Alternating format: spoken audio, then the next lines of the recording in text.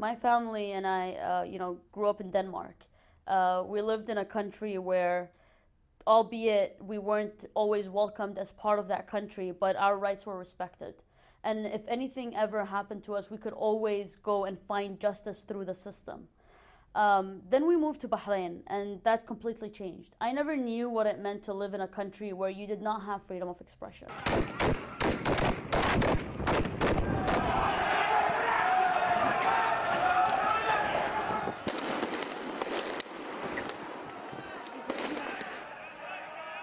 There was an invitation for me to go and testify at the Human Rights Council. And I didn't want to leave because the protests were still undergoing and I wanted to be there in case anything happens. But my father explained to me how important it is to have a voice on the outside just as much as it was having people participate on the inside. Especially that I had been a witness to the attacks that happened on the 17th of February 2011 when the roundabout was attacked at 4 a.m. in the morning, and I was present there myself. And so he convinced me and I traveled. And of course after that the GCC forces entered Bahrain.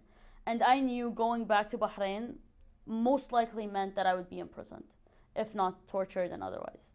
Mariam's father is one of the 13 prominent opposition activists whom Amnesty International considers as prisoners of conscience. They were arrested in March and April 2011 for leading the peaceful anti-government protests that were basically calling for political reforms and an end to discrimination and an end to corruption. They were tortured at the beginning and held incommunicado, and then they were brought before a military court and sentenced up to life imprisonment. We need now your help to send appeals to the Bahraini government. There is no need for them to stay in prison and to suffer in this way. We are calling for their release because we consider them to be prisoners of conscience. We depend on people like activists within the Amnesty community to really help us bring our voices forward, to make that noise which gives us importance internationally.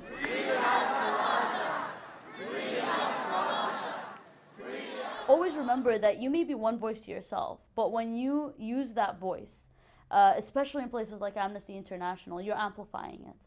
And you're standing together with thousands of other people who really care about the very same issues.